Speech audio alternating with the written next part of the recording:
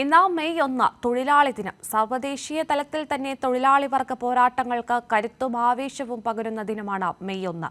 8 മണിക്കൂർ ജോലി, 8 മണിക്കൂർ വിശ്രമം, 8 മണിക്കൂർ പഠനവും വിനോദവും എന്ന മുദ്രാവാക്യമുയർത്തിക്കൊണ്ട് അമേരിക്കയിൽ ഉയർന്നു വന്ന പോരാട്ടം ലോകഗതികളെ തന്നെ മാറ്റിമറിച്ചു.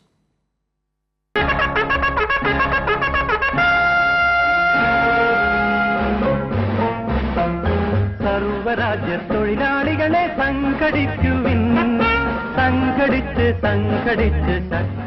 അവരുടെ പേരിൽ ഒത്തൊരുമിച്ചിടിവെട്ടും പോലൊരു ശബ്ദത്തിൽ പറയുന്നു ഞങ്ങൾ, മർത്യനജയൻ മർത്യാധ്വാനവുമജയ്യം അവന്റേതാണീ ലോകം. തിരുനെല്ലൂർ കരുണാകരൻ മെയ് ദിനത്തെക്കുറിച്ച് എഴുതിയ കവിതയിലെ വരികൾ. കവിതയിലെ വരികളിൽ തന്നെയുണ്ട് മെയ് ദിനത്തിന്റെ ചരിത്രം. കലണ്ടറിലെ മെയ് 1 ചുവപ്പിച്ചത് തൊഴിലാളി വർഗവും മനുഷ്യരാണെന്ന് മുതലാളി വർഗത്തെയും ഭരണകൂടത്തെയും ഓർമ്മിപ്പിച്ച നേതാക്കളുടെ രക്തമാണ്. ലോകമെമ്പാടും ജോലി സമയം 8 മണിക്കൂറാക്കി ക്രമപ്പെടുത്തിയതിനു പിന്നിൽ 1886 അമേരിക്കൻ നഗരങ്ങളിൽ ആളിക്കത്തിയ വിപ്ലവത്തിന്റെ ചരിത്രമുണ്ട്.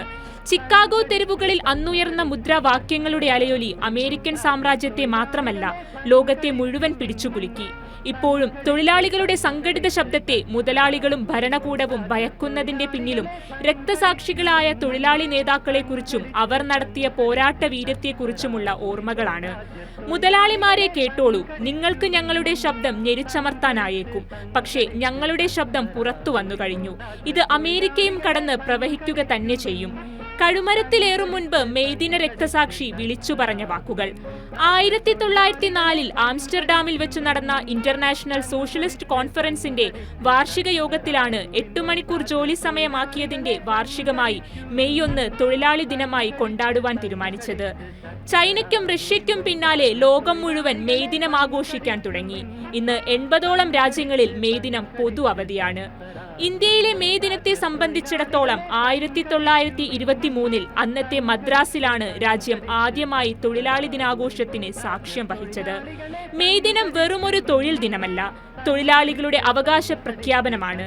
രാജ്യം ഇന്നൊരു ഫാസിസ്റ്റ് ഭരണകൂടത്തിലമരുമ്പോൾ മാറ്റത്തിനായി വിധിയെഴുതി നമ്മൾ കാത്തിരിക്കുന്ന ഈ കെട്ടകാലത്ത് ഭരണത്തിനെതിരെ പോരാടിയ ഓർമ്മകൾ പേറി വരുന്ന ഓരോ തൊഴിലാളി ദിനവും ഓർമ്മപ്പെടുത്തലാണ്. വേൺ ജോനസ് പറഞ്ഞതുപോലെ, the power of the working class is the power of the nation. Ananya Venugopal, Kairali news.